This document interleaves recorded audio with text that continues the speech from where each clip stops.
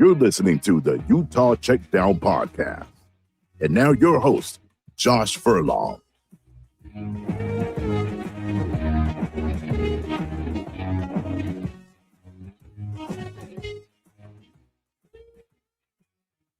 Welcome back to another edition of the Utah Checkdown Podcast. I am Josh Furlong. Happy to be back with you for another week, another day. This is the second time this week. We're rolling, we're hopping, we're ready to go. And you know what? Today is the final day of our scheduling series. No more talking about Utah's future opponents until game week. We are done this week. And then we're going to get talking about fall camp previews, that kind of stuff. So we'll get into that as the weeks go on. We're a couple weeks out. The Utes will report the first week of August for fall camp. So you got 2 weeks left of camp or summer break for these guys, and so we'll jump into that. So let's get into it today. We're going to start first by telling you about our sponsors at Canyon View Credit Union. Utah fans, here's a little piece of local history. Canyon View Credit Union got its start on the University of Utah campus back in 1956, and nearly 70 years later, they're still committed to helping students succeed. That's why Canyon View CU awards $15,000 in scholarships each fall and spring specifically for University of Utah students. Because college isn't just about earning a degree, it's about creating opportunities, chasing goals, and building a future. Supporting students has been part of the Canyon View Credit Union's story since day one. Their roots run deep here, and they're proud to continue giving back to the campus community where it all started. To learn more about Canyon View Credit Union scholarship opportunities, visit canyonviewcu.com. Canyon View Credit Union, shaping your financial journey.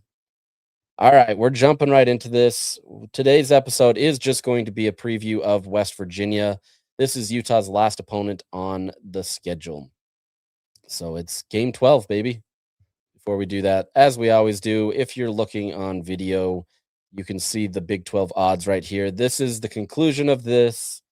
We can maybe talk about some of the other teams around the conference in the coming weeks, but I think this will probably wrap up the majority of it. So as you see right here, West Virginia, they're technically second to last in this, but they're lumped in with five other teams. Five, right? Yeah, five other teams with 5.5 wins on the season. So maybe bowl eligible, maybe not, depending on how things roll. But they're lumped in there with Cincinnati, Iowa State, Kansas, Oklahoma State, UCF, and West Virginia.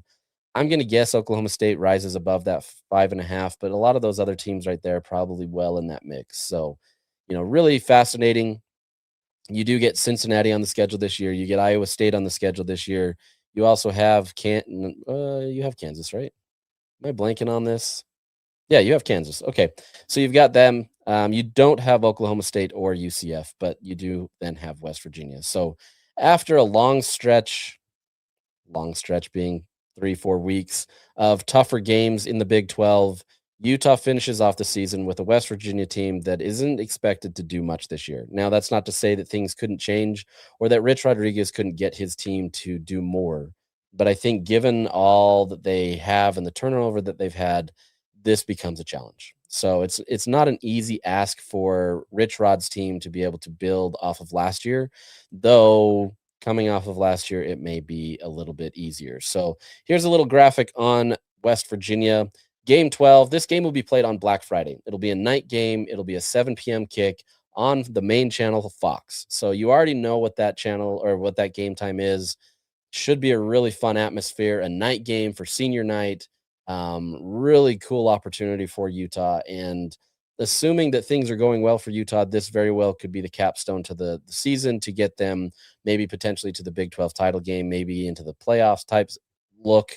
Don't really know. I mean, Utah still has a lot that they need to work with, and in the coming weeks, we're going to preview some of the areas that Utah needs to focus on the most or needs to hit on the most, so to speak, to be able to get there. Those will be kind of the next steps for Utah, or our next steps to talk about Utah. But for the most part, you're going to know everything you know about Utah by this game. West Virginia is going to be coming into this game after a home game against Houston. Houston should be in contention for a Big 12 title at the end of the season too, so that's a tough game. West Virginia comes into this. They go by at Texas Tech, Kansas, and then Houston. So not an easy slate to get there, especially with Texas Tech and Houston in that latter part of the schedule. But as we've mentioned, Utah has to go through several tough teams as well: Houston, BYU, Arizona. I'm blanking on somebody there that we talked about. Let me see, just making sure. Oh yeah, TCU. They could be tough. There's going to be some, you're going to be weathered by the time it's game 12, and this is going to be one of those situations where Utah is looking like a contender, or they're middling. You hope it's nothing worse than that, but I think there's going to be a clear understanding of what's going to take place for this game. So in theory, Utah coming into this game with a successful season, they're coming into this with trying to send out seniors. If Devin Dampier has had a stellar season, this very well could be his last game at Rice-Eccles Stadium. You never know. He does get that one extra year of eligibility if he needs to, as kind of a safety net. But the hope for him, and I would assume Utah fans, is that he, quote unquote, graduates from the program.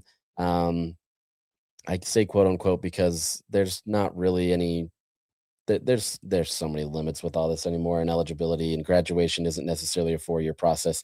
Many of these guys come in with master's degrees and all that kind of stuff. So um, we'll say graduate from the program in the sense that he moves on, right? That would be the expectation and the hope for Devin Dampier and for Utah. Obviously, if they could get him back for another season and he could have another successful season, they're going to take it. But the hope is that he can get to the NFL. So this very well could be his last game at Rice-Eccles Stadium.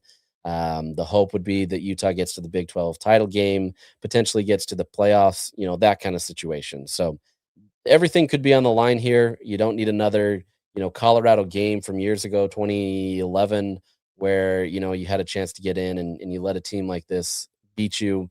We'll see. But anyways, West Virginia finishes off the year last year at 4-8, 2-7 in the Big 12. They had a lot going against them, right? I mean, this wasn't easy. The last meeting that these two teams played was September 27th last year. You may remember this is kind of Bird Ficklin kind of showed out. We also had Daniel Bray kind of show out and have a lot of success. Utah rolls to 48-14 victory in West Virginia. So Morgantown was not hopping. They didn't get to sing their country roads the way that they wanted to, and instead Utah rolls to a victory. Utah is 3-0 against West Virginia all time, mostly bowl games, and then last year. So there's that. But this is a team that last year they legitimately turned over their entire roster. Rich Rod comes in for his first time, technically his second time coming back to West Virginia, but first time back. And they turned over something like 50, 60, 70 people on their roster. It was not a great situation for them, a lot to deal with, and just a real challenge for West Virginia. The hope was that they could build on this and be able to move forward. The problem was the offense wasn't great. They couldn't do much of anything. The defense wasn't great, couldn't stop anything, and it became a challenge. I mean, just looking at some of the stats here, I should have put a graphic up there for it. Let me get you some of their stats from last year. Just looking at Pro Football Focus and their grades and where they ranked, there's 136 teams in FBS.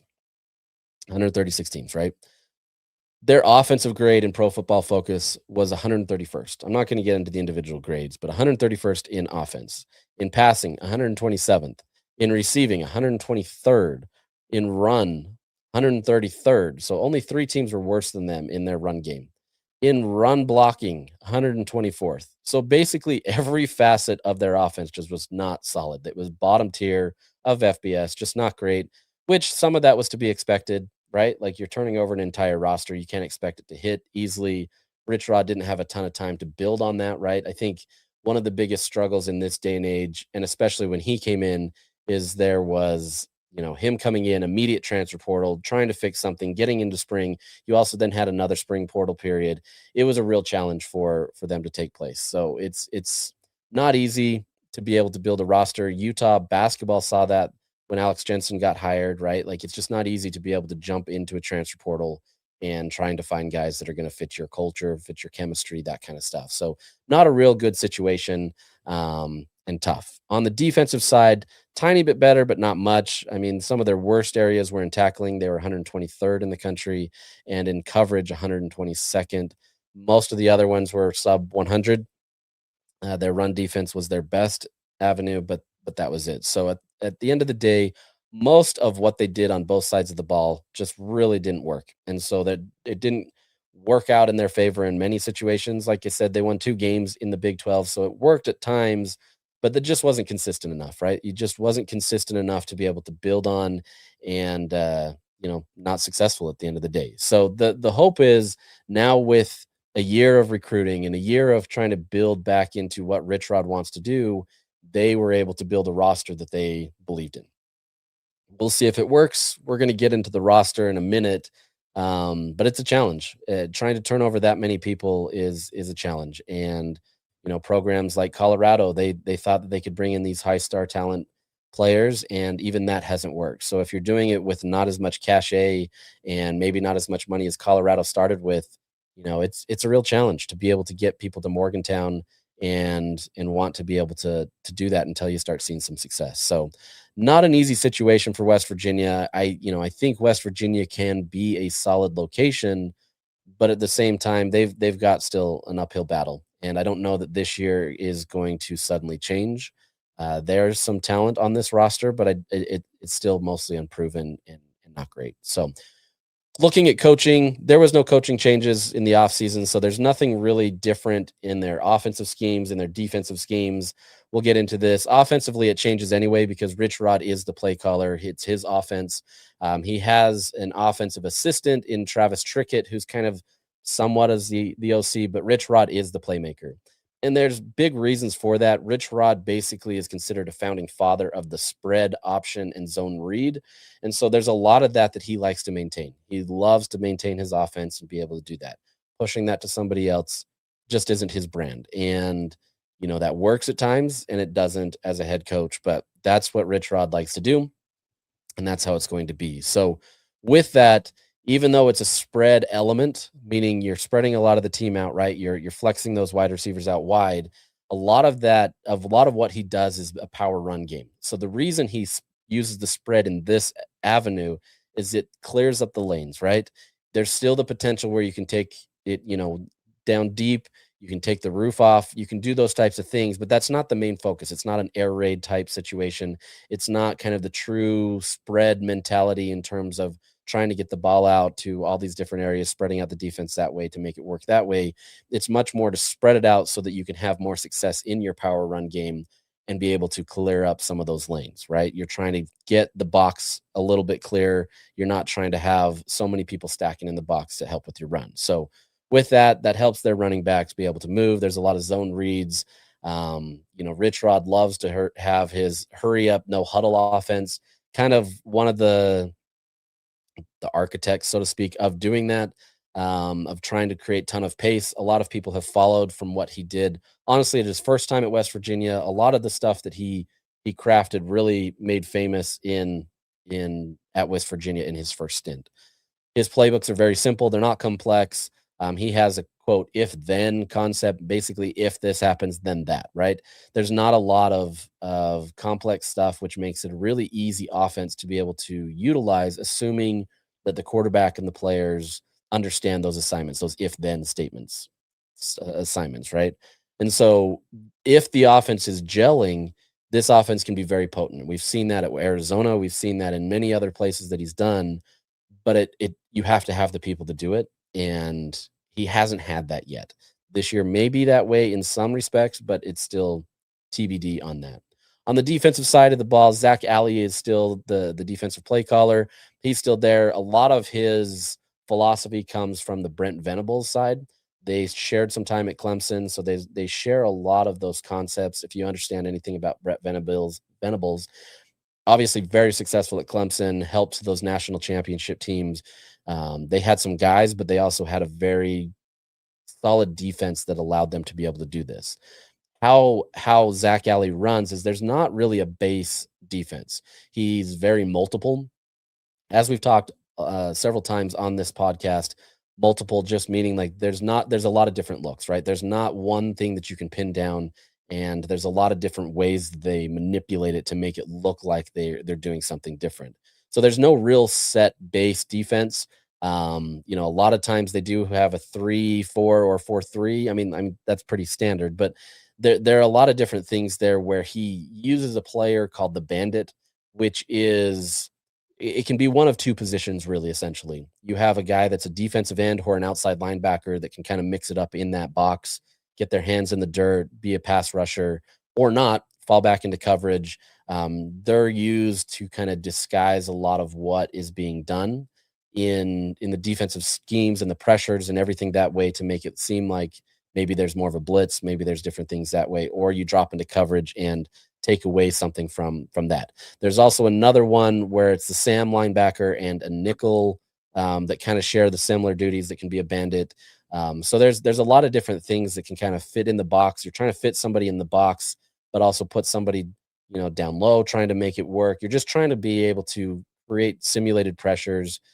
He loves to have a lot of blitzing, especially on first downs. He likes to blitz to be able to force the team into a tougher situation. If he can get the team into, let's say, 2nd and 12, that becomes an easier situation than having to defend 2nd and 5, let's say. So it's a high risk, high reward in some respects. And if it works, obviously you put the defense in a much better situation.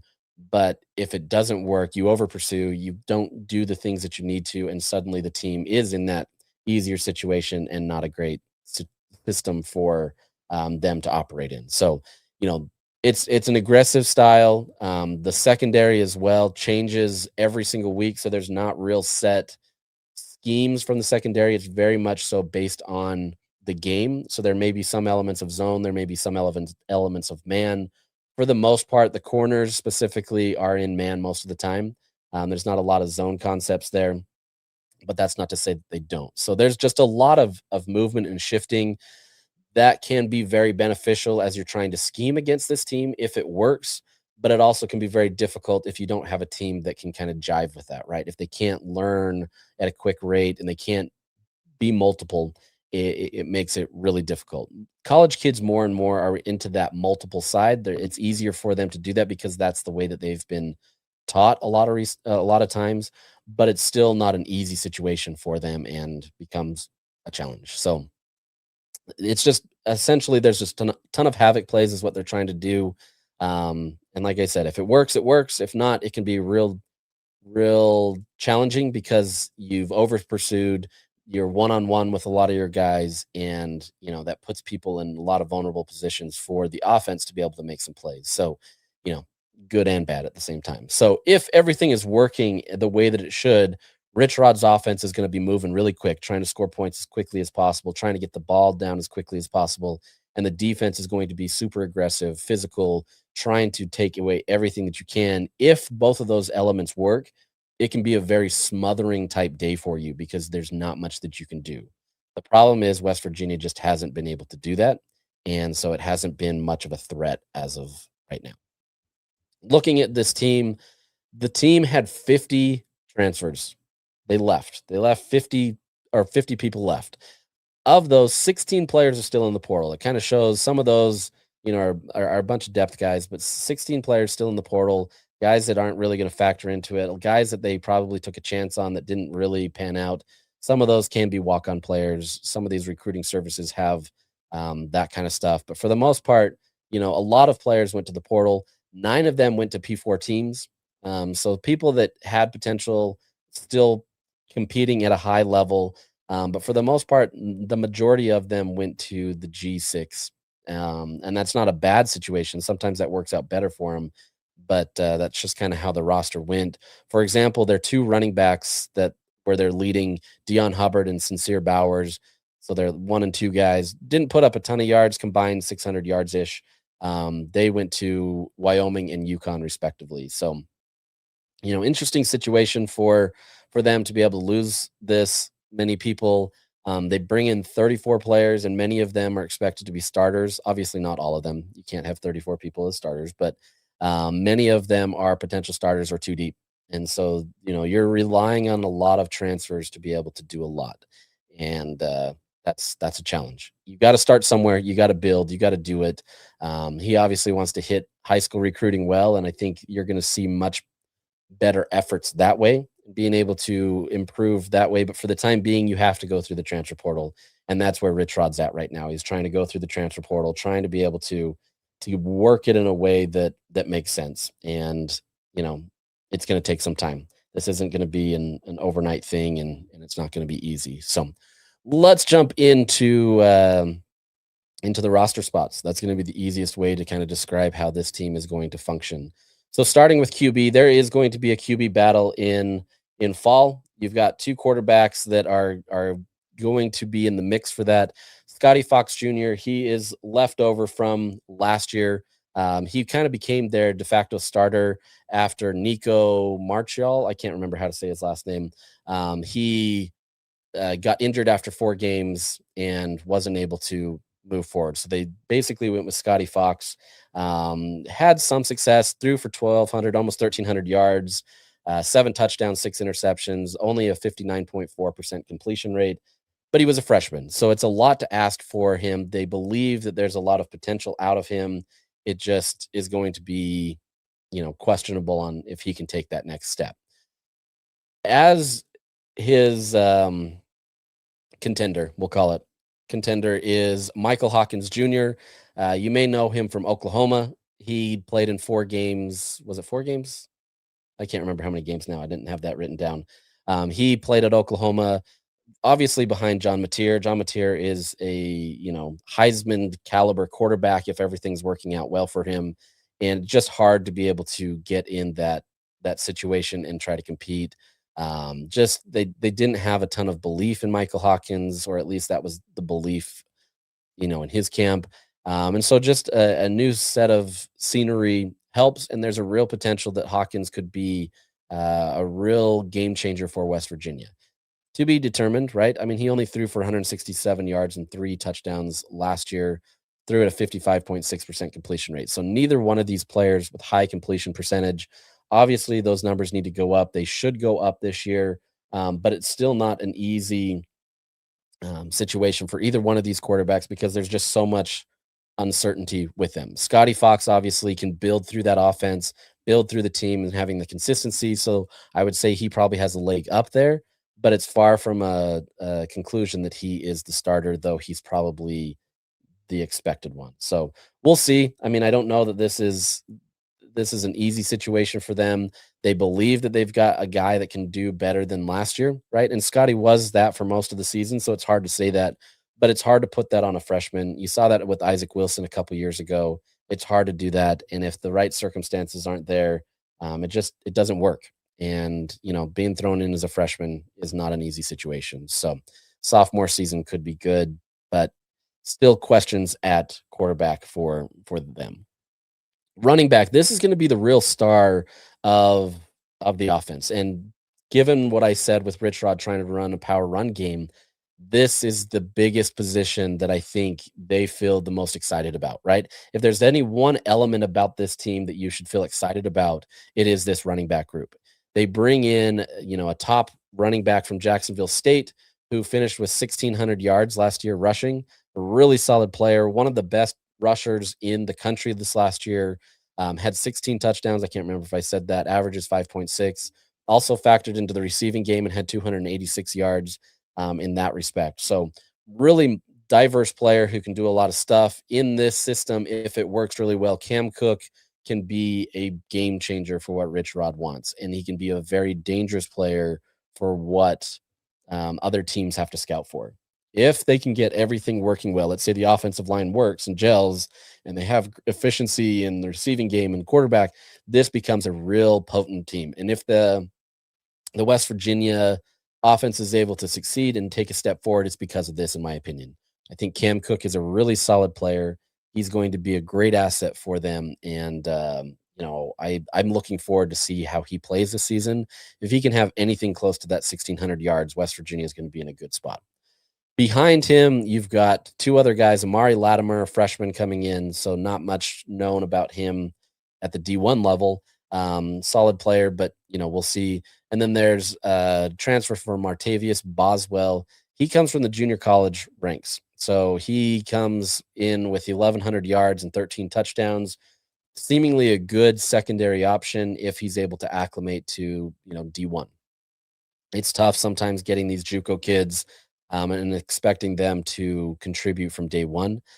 Fortunately, they don't need him to contribute from day one. They have Cam Cook, but if there's injuries or you need, time off or whatever it may be, you're going to need to see some success. But I think Martavius Boswell should be a solid asset for them in that room. The question is, can he acclimate quickly, or what does that look like? But either way, this room, in my opinion, is the best on the offensive side of the ball, and that bodes well for what Rich Rod wants to do. Like I said, with that power run game, so look for this area. Look for them to be able to run a ton and be able to have success there. I think automatically, barring injuries or some other stuff, this should be an instant upgrade to what they had last year. Last year, like I said, they only had a combined 600 yards rushing between their two top running backs. This should be, Cook can eclipse that on his own easily, in my opinion. So that should be the focus of this offense. Wide receiver, you lose essentially anybody that had over 100 yards last year. It's a completely brand new room. You lost a couple players. You lost Rodney Gallagher the third to Arizona. He had 243 yards last year. You had Cam Vaughn, who left to Miami, had 541 yards. Really solid players that are going to be, good at their respective schools, but nothing good for West Virginia in that regard, where they lose some of their best players. So sorry if you're watching on video, my headphones got all messed up. I don't need to explain that. I'm sorry. Uh, Coming into this room, like I said, there's not going to be a lot of holdover from last year. There are some guys that are there, but they just haven't had as much proven. In this room, there's a lot of guys that just don't have a lot of proven success yet. There are two, and I'll get to them, but we'll see. So first off, your X receiver, he has a lot of different names for Rich Rod has a lot of different names for this. So it's not entirely an X receiver, but we're just going to call it that to make it simple. Is Prince Strachan, comes in from USC, only had 25 yards last year on one catch. He got an ankle injury that essentially limited his time. It wasn't season ending, but essentially it was because he couldn't work his way back in through the injury, and it was just a tough situation. Previously at Boise State the year before, had 300 yards. Still has a lot to prove. Is he there yet, right? Not to throw shade at Tobias Merriweather, but is he a Tobias Merriweather, right? Has a ton of potential, has the measurables, but haven't seen it yet, right? I think if Prince can be what his potential is, yeah, this becomes a great asset for them. But I don't know that he's going to be the guy that suddenly pops off. Now I say that, and by week 12, suddenly he pops off and everything's different. We'll see. But that's one of the things that you're going to have to look out for with him is ton of potential. The question is, can he do it? Right? He did get banged up in spring, though that injury wasn't expected to do anything severely. But maybe he's injury prone. I don't know. That's something to look at. And if he can't go, that obviously shrinks that room that already has limited experience anyway. Wide receiver is likely to be Jaden Bray. All of these are questionable, right? They can shift, right? This is just kind of the expectations that I've researched. There's some two deep guys in there, and we'll get into some of them. It could be any one of these guys, but this is the expectation that I have, as well as what I've seen from other people that are reporting on West Virginia. So a lot of this can change. But with this room, especially being brand new and not a lot of experience, this is probably much more volatile than maybe other programs that we've talked about. So Jaden Bray, another receiver there, had 95 yards last year at West Virginia, comes in and, can be an asset, but he just hasn't been able to utilize, or hasn't been utilized a ton. Will he be utilized more, and can he take it to that next level? We'll see. In the slot is a transfer from Troy. He has the most experience here, or at least has the most production, in DJ Epps. He's a redshirt senior, had 512 yards last year and 5 touchdowns. Can be a really solid asset in that slot position.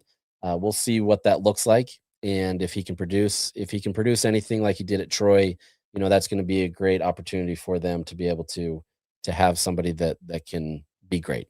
Tight end is Ryan Ward. He was there on the team last year, had only 41 yards and 1 touchdown in 12 games. Much more of a put your hand in the dirt type kind of guy. Hasn't really factored into the receiving game, but he's going to be their leading guy there if that's it. So also was young, was a freshman last year. So we'll see. 3 other guys that are potentially in that mix for a starting role or playing time is Taryn Francis, a redshirt freshman from LSU. Didn't have anything last year. You have John Nieder, a redshirt junior from UConn, had 422 yards and 2 touchdowns last year as their third leading receiver. Potentially can be another guy that factors in. And then Armoni Weaver, a redshirt freshman who doesn't have any stats to his name. So we'll see on that. Like I said, this is a room that is really unproven. There is potential there, but there's not going to be guarantees. I wouldn't say guarantee. There's no guarantees in football, right? But more of a guarantee on the running back side than there is on the wide receiver side. And, I think they can have success there, but I don't know that this is going to be the area that you're going to look at and game plan for, because it's going to be that running back. So as long as these receivers can be efficient enough, you can be okay in that run game. The problem is if these guys aren't efficient at all, you revert back to kind of how Utah was a couple years ago, or even last year to some extent. Not quite as much last year, but if there's no threat in the passing game, that run game becomes really challenging, because you still may run your spread concepts, but if they know that you're not really going to be successful passing the ball, they're just going to load that box, right? That defense is going to load the box and make it a real challenge for what they're able to do. So there's that. Offensive line wise, they do have 2 transfers coming in, one from UConn and one from Jacksonville State. Both had a ton of production at their respective schools. Decent grades. One left tackle, one right guard, or at least that's the expectation. Really should factor into that. Just trying to gel, trying to get into that. Bring a lot of experience, so that should help. The biggest factor here from last year's team is Nick Cray, kind of the leader of the team in respects of that group. At left guard, he had 860 snaps last year. Really solid player. Should be good. They also have their center returning in Landon Livingston at 754 snaps last year. So you get that opportunity. Right tackle is a depth player who didn't have a ton of snaps. At least that's the expectation. It'll be questionable, right? Like there's going to be some situations, or this is not going to be an easy situation for them. They do have experience, but it's not.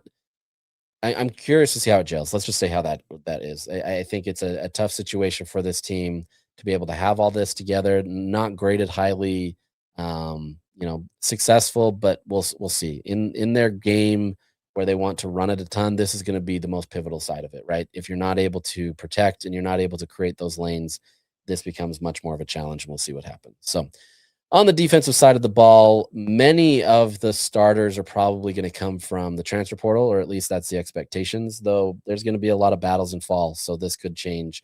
But up front, you're expected to have Zeke Campbell, a transfer from Coastal Carolina, as a defensive end. Had 601 snaps last year at Coastal Carolina. Decent production, like pretty solid, 21 hurries, 5 sacks, 17 stops. But I think they're going to want to see more.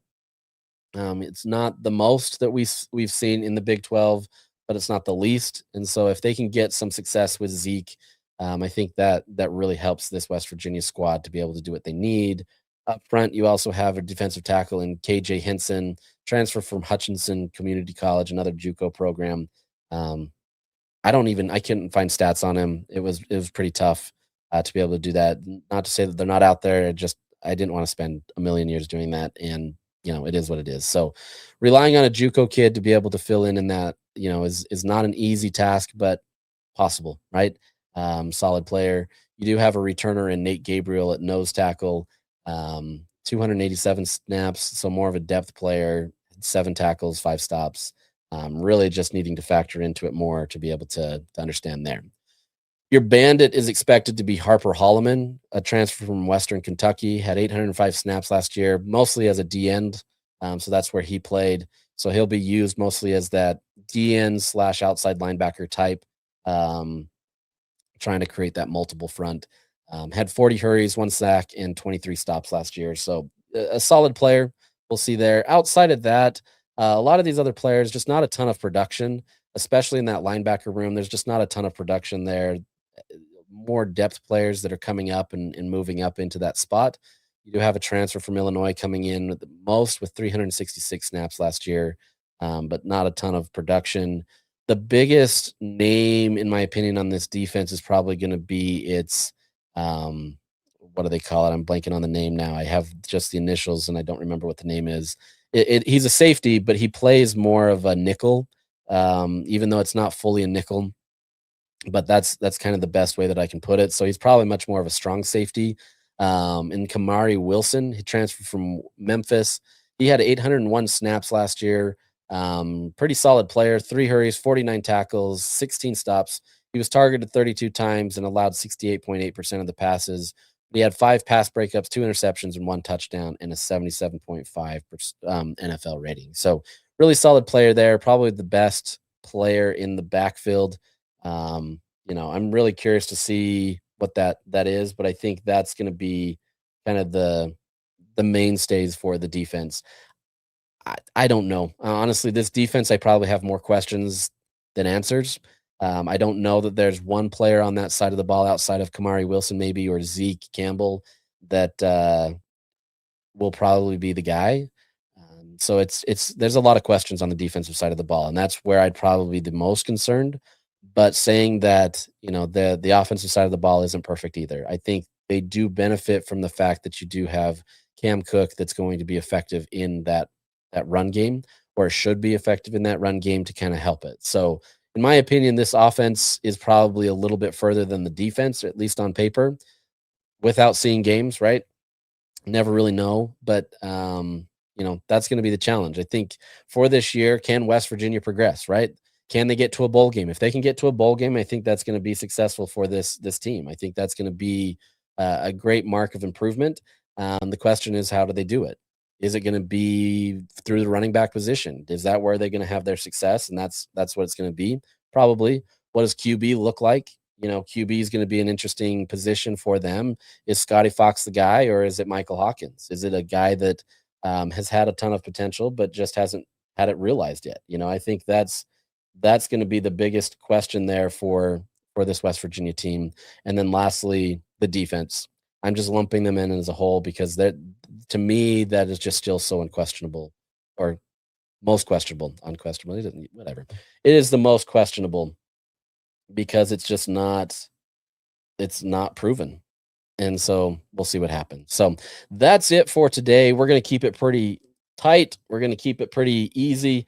We're going to make that our preview and wrapping that up. So next week, we're going to start jumping into more of fall camp stuff. We'll maybe recap some more Big 12 stuff and how that relates to this stuff.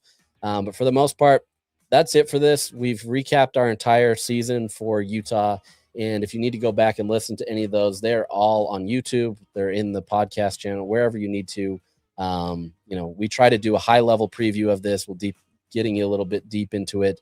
But at the same time, we'll get more into this as the season progresses, as we preview each game. But with that, hope you guys have enjoyed your summer and that you're gearing up for football season. We're under 50 days now. We're close. We're getting there. So hold on. We're getting there. And with that, I'm signing out. Have a great day. Have a great weekend.